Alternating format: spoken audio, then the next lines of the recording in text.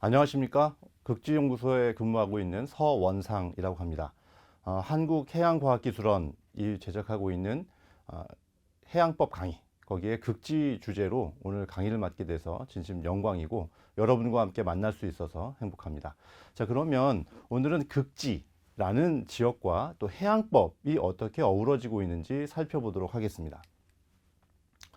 전체 목차는 이렇습니다. 첫 번째는 우리가 너무나 생소한 극지에 대한 이해를 먼저 해보고, 그리고 해양법 안에서의 극지, 그리고 북극 관련 국제조약과 남극 관련 국제조약을 서로 나누어서 살펴보겠습니다.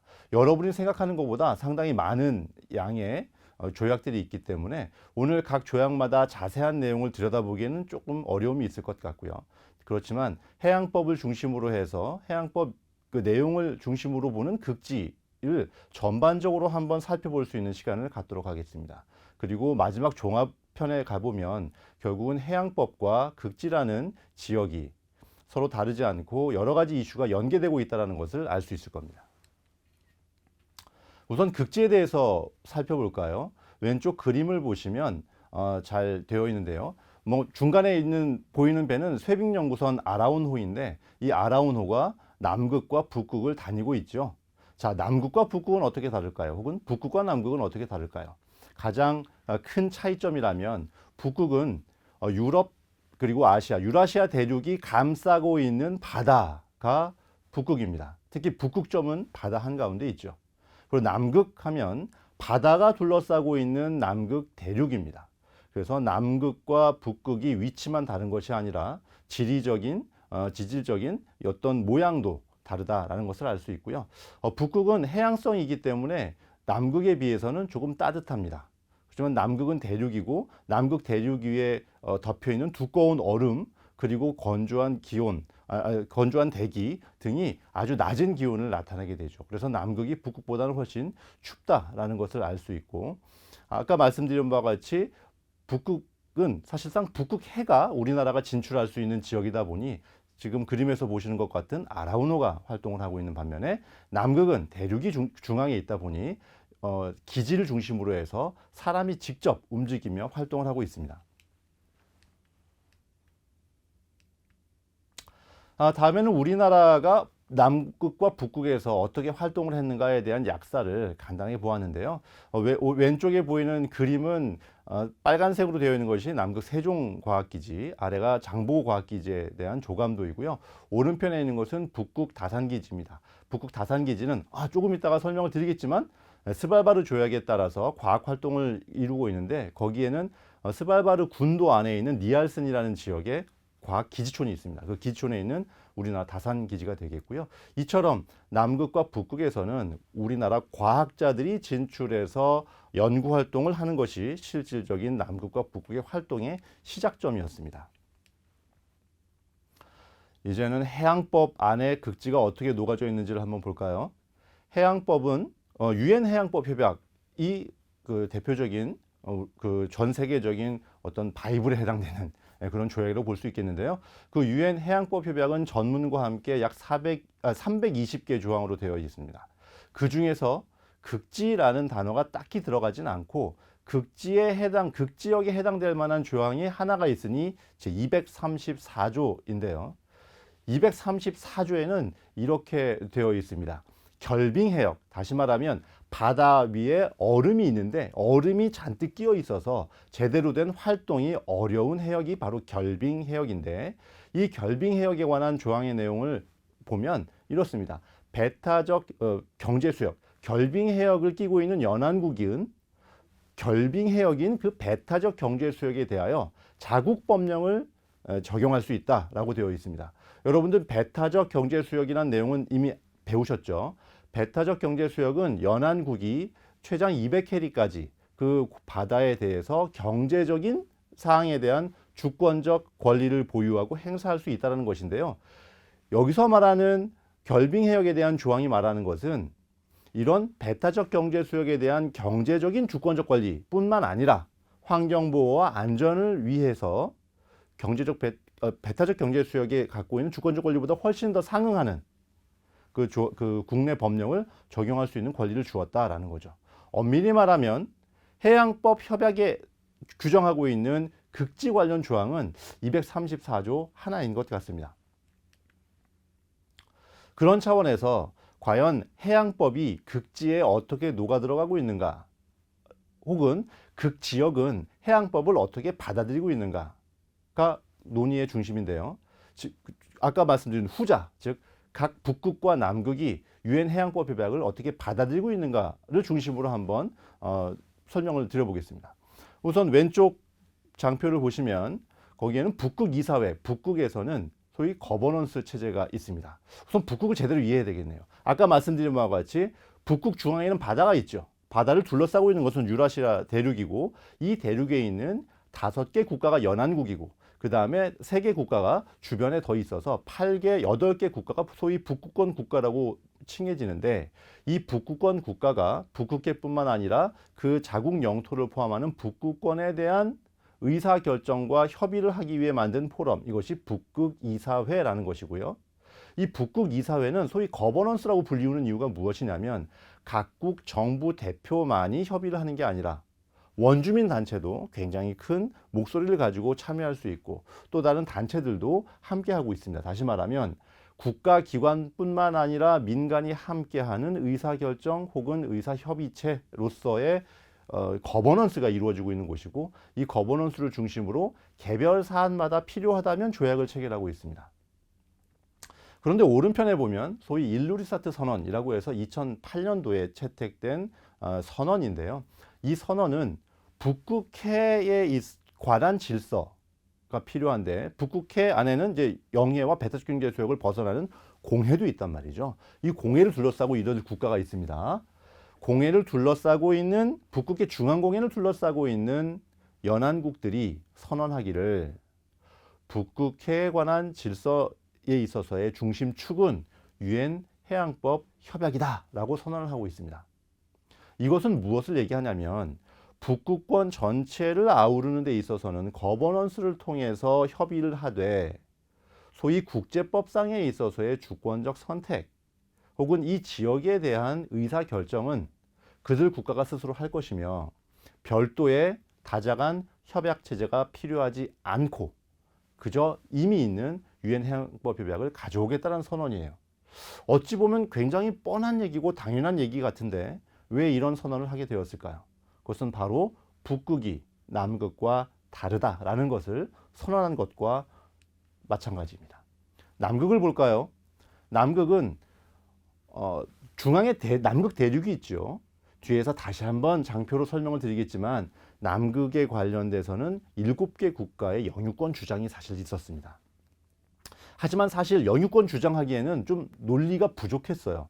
왜냐하면 남극이라는 그 추운 땅덩어리에서 사람이 정주할 수가 없거든요. 따라서 어떤 국가가 실효적으로 지배했다라고 말할 수가 없습니다.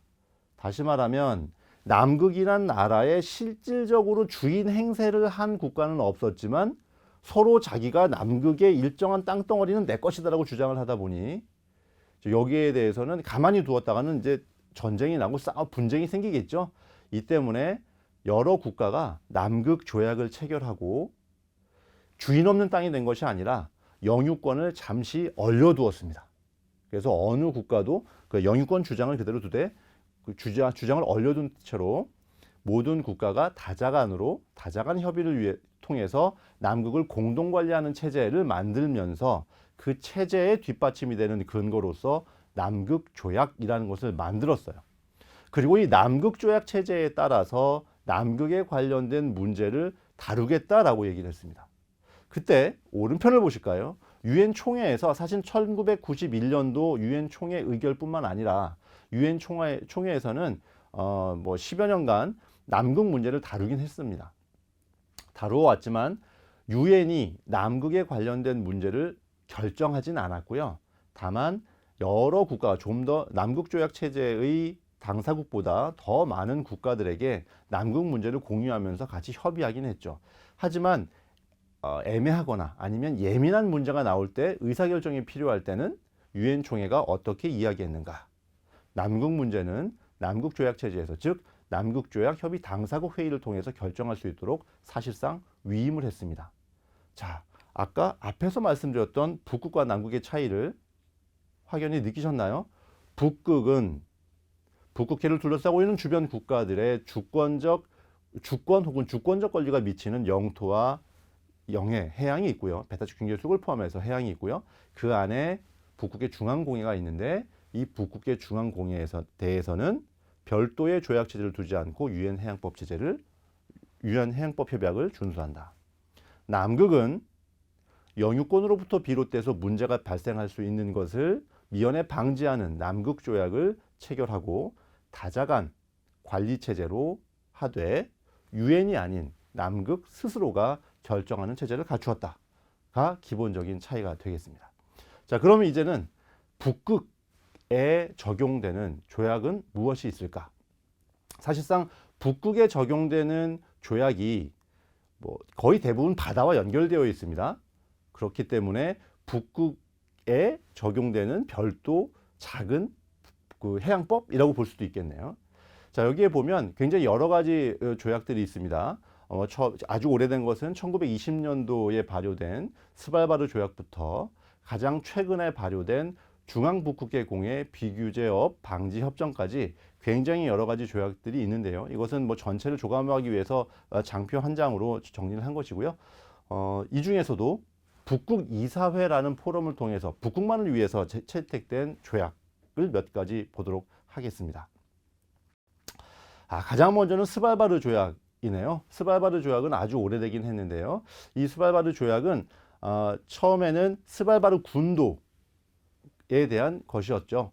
사실 스발바르 군도도 여러 국가가 영유권을 주장했었던 지역이기도 합니다. 마치 남극처럼 말이죠. 그런데 이 스발바르 군도에 대한 것은 어찌 정리가 됐냐면 분쟁 당사국들이 서로 협의한 것은 그것이었어요. 가장 인접한 노르웨이에게 스발바르 군도의 관리를 맡긴다. 스발바르 군도를 관리하는 노르웨이에게 관리를 위한 주권을 인정한다 라는 것이었습니다. 그래서 1920년도에 노르웨이는 그냥 주권을 얻은 것이 아니라 스발바르 군도를 여러 국가에게 오픈하기 위해서 여러 국가와 오픈하되 공유라는 표현은 좀 비법적인 표현 같네요. 오픈하되 개방하되 관리하기 위한 한도 내에서 주권을 얻었는데 그 다음에 여러 가지 해양법이 바뀌었죠. 1958년도에 1982년도에 새로운 국제 해양법이 생기게 되면서 스발바르 군도로부터 비롯되는 해양의 폭이 주권적 권리가 미친 해양의 폭이 늘어나게 됩니다. 그거에 대한 분쟁이 사실 생겼죠. 노르웨이는 스발바르 군도가 기점이 돼서 해양법 협약상에 있어서의 권리가 확장되니 이 모든 게 노르웨이의 그 해역이다 라고 주장하고 있고, 러시아와 같은 다른 국가들은 아니다.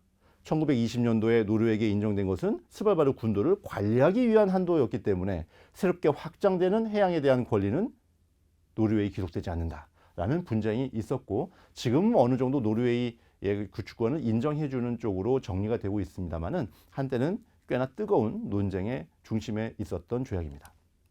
네, 스발바르 조약을 보았으니 이제는 본격적으로 바다로 들어가 보겠습니다. 이번에는 북극 항공해상 수색구조 협력 협정입니다.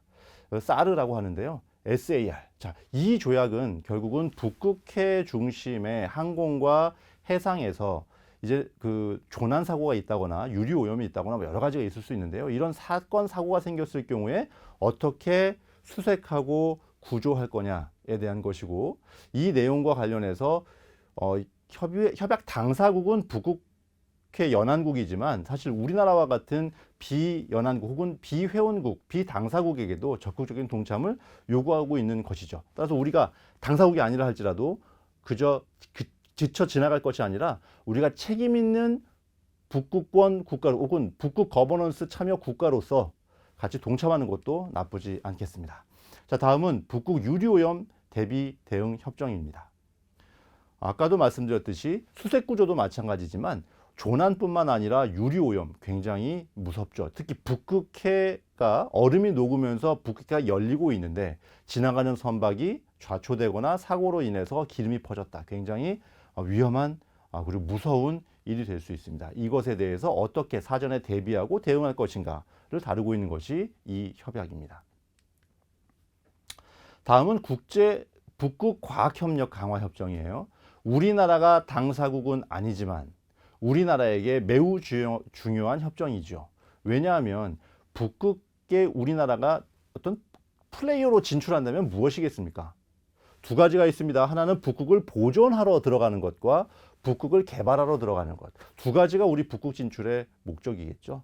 다만 우리가 개발을 한다고 하더라도 연안국이나 북극 국가와 협력해서 상호 이익을 공유할 수 있을 때 가능한 것인데요. 상호 이익이 공유된다는 신뢰는 어디서부터 나올까요? 어떠한 경제적인 이익이나 욕심 없이 주고받을 수 있는 것, 바로 과학입니다. 그래서 사실은 이런 협정상에 있어서의 당사국이 아니라 할지라도 그들은, 북극권 국가들은 우리나라의 적극적인 참여를 기대하고 있고, 그 역할을 해주는 천병이 여태까지는 아라운호였지만 이제 2027년도에 건조될 차세대 쇠빙 연구소를 통해서 이러한 북극권 국가와의 적극적인 협력이 가능해질 것입니다. 물론 우리나라가 주인공이 돼서 그들을 리드할 수도 있겠죠. 다음은 중앙북극해 공해 비규제업 방지협정입니다. 아직 북극해가 열리지 않았습니다. 아직 얼음이 짱짱해요. 다만 그 얼음이 언젠가는 녹을 것이고, 뉴스에서도 보셨겠지만 지금 중위도권에 있는 어류들이 북극해로 부상하고 있습니다. 그래서 북극해 얼음이 녹고 나면 이제 새로운 어장이 열릴 거라는 기대감 속에서 이 나라 저 나라가 와가지고 함부로 수산물을 잡아가면 북극해 생명자원은 고갈이 되겠죠. 북극해 환경은 파괴될 것입니다. 그 때문에 사전주의적 접근, 프리코셔너리 어프로치라는 원칙을 앞에 세워놓고 당분간은 상업적 조업을 하지 못하도록 했습니다. 그리고 앞으로 16년간은 오로지 과학 연구만 할 수 있습니다. 그래서 과학 연구 결과, 수산물을 이만큼 잡아도 앞으로 지속 가능하게 생태계가 보존되겠구나라는 확신이 서면 그때 지역 수산기구가 생길 것이며, 만일에 지역 수산기구가 생겨서 조업 쿼터를 할당하는 그 순간이 된다면 그 16년 동안 우리나라가 얼마나 과학적으로 기여했는가에 비례해서 조업권 쿼터를 받을 수도 있겠죠. 자, 이제는 남극으로 가볼게요. 남극은 아까 말씀드렸듯이 7개 국가의 영유권 주장이 중첩되고 경합되었다라고 말씀을 드렸습니다. 지금 오른쪽 라인을 보시면 그 국가들이 있는데요. 하나 흥미로운 게 있습니다. 당시에 전 세계를 양분했었던 미국과 소련, 영유권 주장이 없어요. 그러면 어떻게 되겠습니까? 소련과 미국이 서로 리더십으로 뭐라고 했느냐. 자신들은 영유권 주장을 하지 않지만 영유권 주장국들이요, 잠시 좀 진정하시고 싸우지 말고 우리 사이좋게 우리 공동으로 잘 관리해보자. 그러면 공동으로 관리할 때 함께 할 수 있는 교류는 무엇이 있을까? 과학이겠군요 해서 과학의 자유를 부여하고, 그러나 자유롭게 할 수 있는 이 과학의 제한이 있다면 당연히 환경을 훼손하면 안 되는 것이고요. 두 번째로는 과학 정보를 공유하자라는 것이었죠. 그래서 남극조약이 생겨났습니다. 자, 우선 그럼 이런 남극조약을 필두로 해서 소위 남극조약 체제라는 것이 쭉 이어지는데요. 남극조약을 볼게요. 남극조약은 1959년도에 채택됐어요. 그리고 그 내용 안에 뭐가 있냐면요, 방사능, 핵, 폭발 이런 거 못하게 되어 있습니다. 그 다음에 군사적으로 활용 못하게 되어 있어요. 네, 맞아요. 남극에 생겼지만 2차 세계대전 이후에 최초로 생긴 평화조약입니다. 그것도 다자간에 굉장히 특이한, 거의 여러분들은 남극하면 환경과 과학을 떠올리실 텐데 실제로 남극조약은 평화조약이었다는 것, 그리고 이 평화조약이 제대로 채택되기 위해서 넣은 것이 제7조에 있는 사찰입니다. 그냥 조사, 감사 이런 단어도 있을 수 있겠지만 사찰이라고 한 것은 무엇이냐면 그 조약에 방사능, 핵폭발이 있었다니까요. 다시 말하면 지금 하는 IAEA와 그 무게감이 다르지 않았던 거예요. 실제로 남극 한중앙에, 남극 그 대륙 중앙에 미국 기지가 원자력 발전을 하려고 했다가 주변국들의 반대로 무산된 적도 있었습니다. 자, 그 다음에 1959년도만 해도 사실상 국제적으로 환경이 이슈화되기 전이에요. 여러분들 1960년대에 그 침묵의 봄, 레이첼 카슨의 침묵의 봄이라는 책이 나오고 국제적으로 환경에 대한 관심이 높아진 건 1960년대. 1970년대 국제회의에서 국제환경법이 필요한가 논의된 게 1970년대. 그러다가 1980년대 그 들어서 뭐 브룬트란트 보고서가 나오고 1992년도에 뭐 기후변화 협약이든 생물다양성 협약이든 국제환경조약이 훅 늘어나게 되죠. 마찬가지로 남극조약 자체에는 환경이라는 단어가 단 한 글자도 없습니다. 그러다가 1991년도죠. 1년도에 채택되고 98년도에 발효가 되었는데 비로소 남극에서도 그저 남극 광만 하면 되는 것이 아니라 인간의 발길이 닿는 곳은 환경으로 늘 위험에 노출되는구나 라고 해서 남극 환경보호의정서가 채택되었고요. 그 환경보호의정서에 있는 세부 내용을 구체화하고 실천하기 위해서 5개 부속서가 함께 발효되었습니다.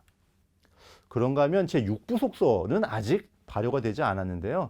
6부속서는 다른 남극조약 그다음에 환경보호의정서 다른 또 부속서가 조금 다릅니다.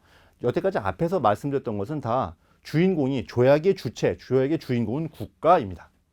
그런데 그래서 국가가 행위하고 국가가 책임지라는 거예요. 근데 6부속서는 조금 다릅니다.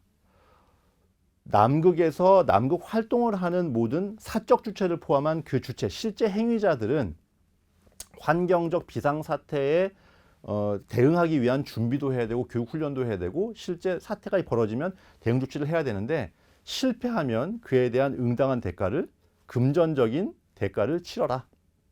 그리고 금전적 대가를 치르기 위한 사전에 재정을 확보해라. 그 재정 확보의 방안은 뭐 사적 주체라면 보험을 들어야 되고요. 공적 주체. 예컨대 우리나라로 보면 지금 극지연구소 하나가 정식의 우리나라의 남극 활동 운영자라면 정부 예산을 통해서 재정 보증을 해두어야 한다. 라는 내용입니다. 아직까지 비준이 되지 않았고요. 그 다음은 남극 해양생물자원 보존 협약입니다.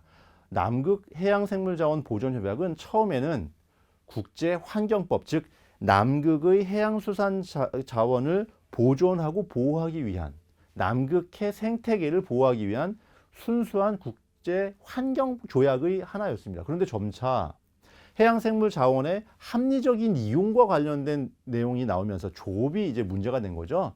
사실상 조업을 어느 정도 제한하고 보존하려고 했던 건데 점점 조업 국가가 자꾸 이 조약에 가입을 합니다. 그리고 수가 더 많아지고요. 그래서 지금은 사실상 RFMO, 지역수산기구와 같은 역할과 기능이 좀 더 강해져 있고 그래서 다시 그에 대한 반작용으로 MPA, 해양보호구역을 선포하기 위한 노력이 더욱 강해지고 있습니다. 2016년도에 로스의 MPA가 설정되었고 최근에 우리나라도 웨델해라든가 뭐 아문젠해 이런 데 있어서의 새로운 MPA에 적극 찬성한 바 있습니다.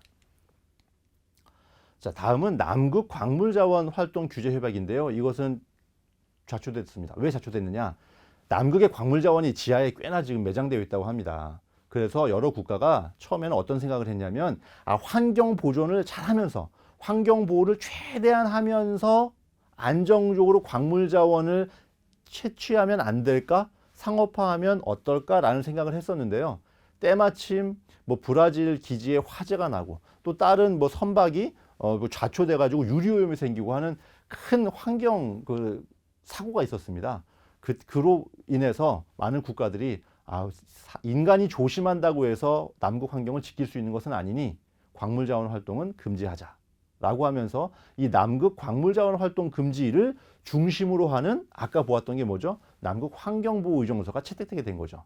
하지만 이 조약은 빛을 보지 못했지만 사실 이 조약이 굉장히 국제법 전문가가 보기에는 잘 짜여져 있는 조약이에요. 그래서 공부할 만한, 참고할 만한 충분한 가치가 있는 조약이고요. 그리고 남극 물개 보존 협약은 발효가 되어서 운영되고 있지만 사실 우리나라가 뭐 물개를 잡고 있지 않기 때문에 우리나라는 가입국이 아닙니다. 패스하도록 하겠습니다. 자, 이제 종합인데요. 2장의 장표가 남아 있습니다. 하나는 우리가 남극과 북극을 보았으니까 마지막으로 한 번만 더 남극과 북극의 주권 개념을 가지고 어떻게 다른가를 다시 한번 확인하겠습니다. 이거 종합 정리입니다. 북극 스발바르 조약으로 볼게요. 아까 뭐라 그랬죠? 스발바르 조약에도 영유권 주장이 경합되어 있었지만 노르웨이에게 안전하고 절대적인 주권을 인정했습니다. 왜? 스발바르 군도를 노르웨이가 잘 관리하라고. 그래서 그것을 조건으로 주었었다. 그래서 관리 의무를 특정국에 주었고요. 남극은 어떻게 됐죠? 영유권을 동결시켜 버렸습니다. 그리고 그 상황에서 다자간 체제를 마련했는데, 자, 그러면 이렇게 물어볼 수 있습니다.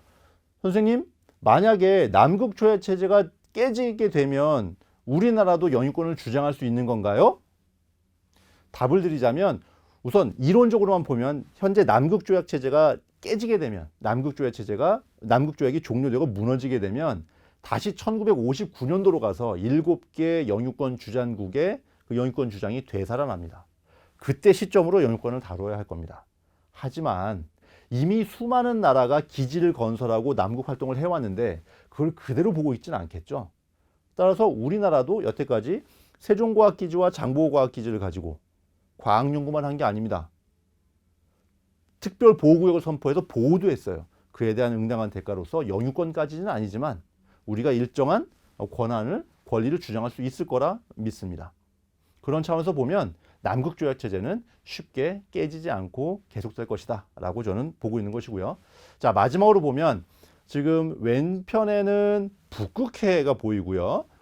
그 오른편 아래쪽에는 남극 대륙이 보이는데, 북극과 남극에 관련된 거버넌스 내용 혹은 조약 체제에 대한 내용이 이제 그 양쪽 사이드에 설명이 있고, 제가 키워드 중심으로 봤어요. 과학 활동, 해양이든 극지건 간에 하나로 연결되는 것은 무엇이냐면요, 광물 자원도 있죠. 하지만 제일 중요한 건 환경 보호도 있고요. 또한 수산 자원도 있고요. 과학 활동도 있습니다. 이러한 여러 가지 국가들의 목적과 목표 그리고 활동을 중심으로 다양한 키워드에 해당되는 해양법 이슈들이 공존하고 있다. 그래서 유엔 해양법 협약이 개별적으로 남극에는 좀 제한됐고 북극해에는 뭐 중심되는 축이라 할지라도 그것과 관계없이 극지역은 유엔 해양법 협약의 연장선에 있으며 항상 조화롭게 적용되고 운영되고 있다라고 말씀드릴 수 있겠습니다. 이상으로 극지와 해양법을 비교하고 학습하는 시간을 가져보았습니다. 오늘 경청해 주셔서 감사합니다.